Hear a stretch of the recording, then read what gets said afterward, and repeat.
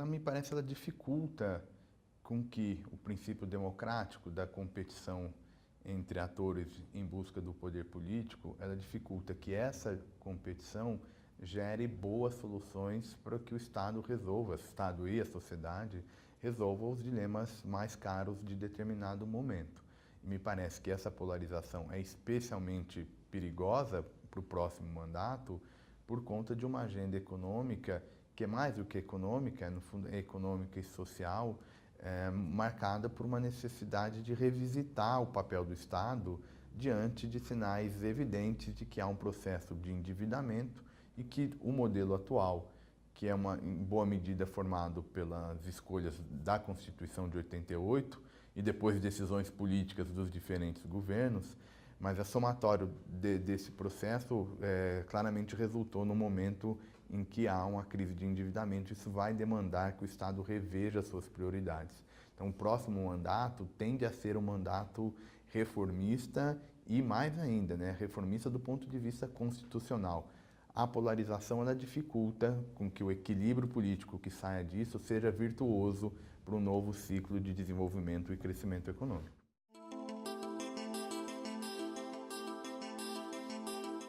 O centro, em 2018, vai ser um centro mais moderador do que foi o centro nas eleições de 2014. Isso por quê? Se a gente imaginar qual foi o conflito político presidencial que organizou as eleições em nível nacional, PT versus PSDB, né? E tinham tentativas de candidaturas alternativas de tentar furar esse bloqueio, entre aspas. Naquele momento, a gente estava iniciando esse processo de polarização. A campanha de 2014 é uma campanha em que PT e o PSDB se contraporam de forma mais direta. E aí a alternativa, o discurso alternativo que foi expresso na candidatura Marina era um discurso da moderação, né? Então, a Marina procurava se apresentar ao eleitor quase como uma simbiose entre alguma preocupação petista com o social, né? No imaginário é assim que aparece, sem jogar fora a responsabilidade econômica que é associada aos tucanos. Então a Marina era um pouco misto disso, até gerou um efeito contrário, né? Porque ela teve dificuldade de se posicionar ao longo da campanha. Para 2018, me parece que a terceira força, digamos, alguém diferente de PT e PSDB, a terceira força mais competitiva vai ser alguém que vai polarizar, que vai pegar esse sentimento de crise política, vai pegar esse sentimento de insegurança, sobretudo na questão da segurança pública, e vai transformar isso num discurso político na ideia de restaurar alguma antiga ordem ou valores tradicionais do brasileiro. Vai ser um discurso de restauração, e que no limite é um discurso de moralização política. E, portanto, se a terceira força vai nessa direção, isso está expresso na candidatura do deputado Jair Bolsonaro, por exemplo, é natural que quem queira ocupar o centro faça um discurso da pacificação, de ser mais moderado, de tentar superar essa crise, que é uma crise marcante desde 2013, e, portanto, me parece que o papel do centro em 2018 vai ter esse caráter, né, de tentar gerar posições menos polarizadas para tentar chegar ao poder em 2018. O que é paradoxal é que o próximo mandato vai ser um mandato de escolhas difíceis. Então, eu consigo entender que o interesse eleitoral racional seja moderar para tentar construir novas decisões. Mas a gente não pode cair na ilusão de que o próximo mandato é um mandato fácil. Serão escolhas difíceis para o próximo presidente.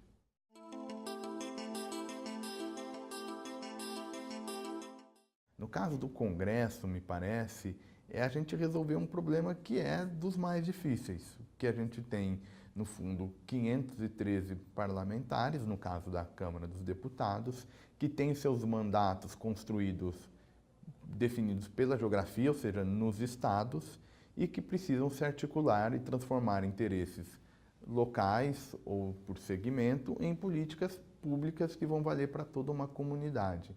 Então, transformar essa articulação de interesses distintos em políticas coerentes é certamente o maior desafio da representação legislativa.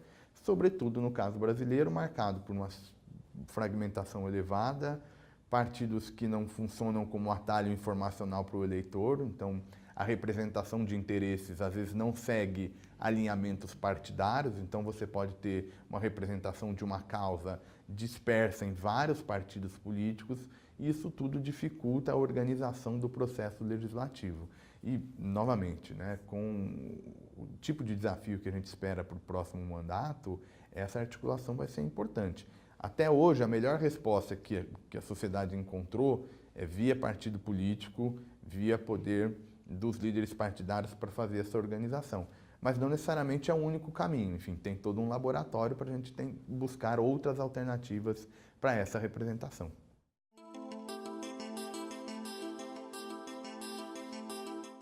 Eu acho que sim. Eu acho que, embora talvez não ainda tão organizada como a gente gostaria, esse processo de institucionalização de novas práticas não é um processo que é feito do dia para a noite, então ele demanda esforço e na prática demanda tempo, mas me parece que o contexto da representação política está mudando. Está mudando por dois fatores. O primeiro, vamos chamar de estrutural, que eu acho que é a influência das redes sociais na comunicação do debate público, então a natureza do debate público se altera, então aquela ideia de que tem um produtor de conteúdo e um consumidor, acho que está ficando para trás. Hoje você produz e consome, né? Não é fácil separar quem é quem nesse jogo, acho que tem esse primeiro efeito. E tem um segundo efeito que é propriamente do jogo político. Acho que a gente tem outros interesses que até então não estavam organizados e que passam a rivalizar com movimentos sociais tradicionais. Eu me refiro a sindicato, igreja, sobretudo, né? Que são movimentos clássicos.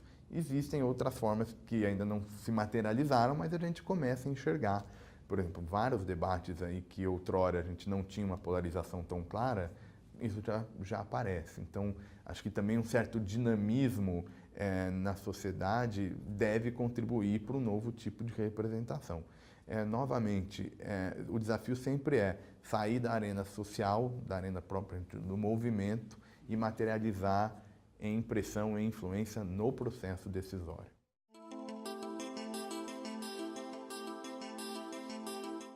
Primeiro, a questão da corrupção, que acho que vale a pena porque, em boa medida, as mudanças no sistema político têm um pouco a ver com respostas claro que as investigações de fato judiciais em torno do mundo político, de setor do empresariado, enfim, também não é só a dimensão política. Ou seja, a investigação dessa relação entre Estado, mercado, que passa pelo financiamento de campanha e que foi alvo, grosso modo, dessas investigações. Então, naturalmente, vai ter esse problema, mas aí tem uma questão que eu acho que é um pouco paradoxal, porque é justamente essa percepção de corrupção elevada que torna ela mais difícil de ser uma variável de distinguir nomes ao longo da campanha, porque, grosso modo, há uma percepção de que todos são iguais nesse sentido.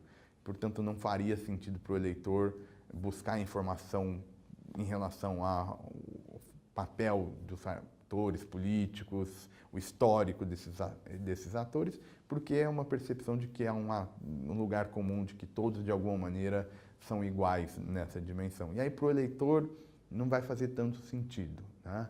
Então, é claro que a corrupção vai ser um tema presente, mas não me parece que ela vai ser o tema realmente espinhoso para essa nossa conversa entre Estado e sociedade, né? Acho que esses temas vão ser o econômico, naturalmente, sempre aparece, e agora, quais serão as prioridades? Com quem e para quem o Estado quer dirigir a atenção, né, diante desse endividamento? Então, vai ter todos esses debates para onde que nós vamos, como vamos gastar o orçamento, em nome de quem. E talvez tenha uma dimensão que é social, que tem um pouco a ver com essa ideia de busca por igualdades em outras áreas de que não só a área econômica, mas parece que ainda vai ser secundário. O grosso mesmo vão ser sistemas tradicionais da política.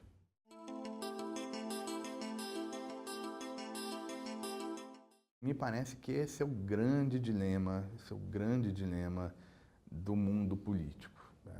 É como como que tipo de resposta a classe política, baseado nas preferências da sociedade, vão dar ao problema da desigualdade. A gente já consegue ver isso nos países desenvolvidos, esse movimento é claro, ou seja, estão aparecendo perdedores de uma nova ordem econômica, isso vai gerando sentimentos de nacionalismo, que ressalvam, às vezes, e resvalam numa questão de xenofobia, um discurso mais populista.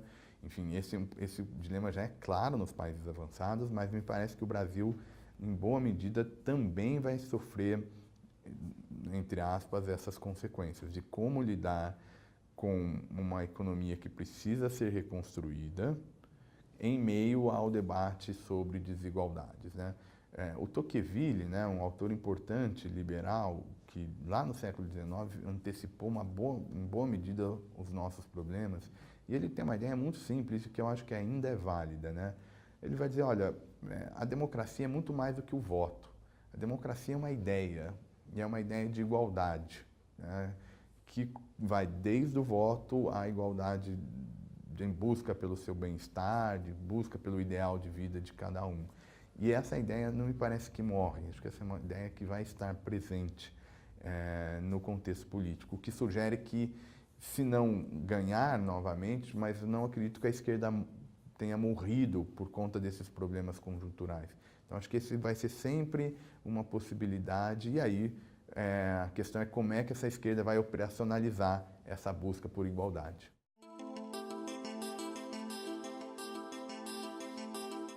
A esquerda tem um desafio muito grande, né? Assim, e acho que não é por acaso que na história raros são os governos de esquerda que governam e fazem boa política econômica.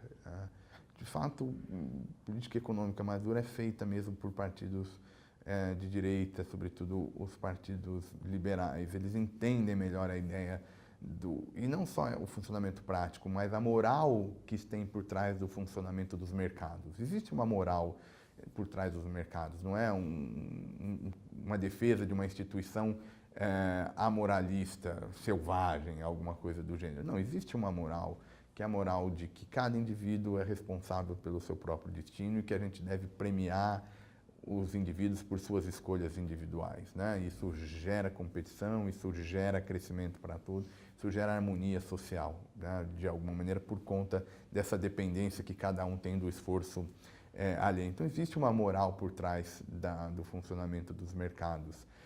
O problema da esquerda é justamente lidar com essa moral. Então, um governo efetivamente de esquerda é um governo que, em tese, vai enxergar os mercados e vai dizer, olha, não basta o funcionamento do mercado, preciso mais. Então, o Estado tem algumas áreas de atuação que é fundamental diante dessa visão de mundo, de que a gente tem que buscar, em alguma medida, um ideal de igualdade. Mas o problema é fazer a execução disso, né? E é um dilema que, claro que ele é repaginado, mas se a gente for buscar mesmo, é uma questão que está posta desde essa ideia da queda do socialismo na União Soviética e, de alguma maneira, tem um pouco de o que é a esquerda, o que é um projeto que é viável dentro de uma economia de mercado liberal, com respeito aos direitos individuais, baseado nos direitos políticos, então, com esse contexto, o que é um projeto execuível de esquerda, dado esse contexto? Há diferentes tipos de respostas, mas sempre fica aquele dilema, aquele desafio. Quando a esquerda começa a ser mais pragmática, ela começa a meio rachar, porque vai se perdendo e vai gerando um desgosto de algum ideal que está perdido no meio do caminho. Então, eu acho que eu não consigo ver ainda a resolução desse dilema. E acho que no caso brasileiro, o principal problema é ela se legitimar novamente.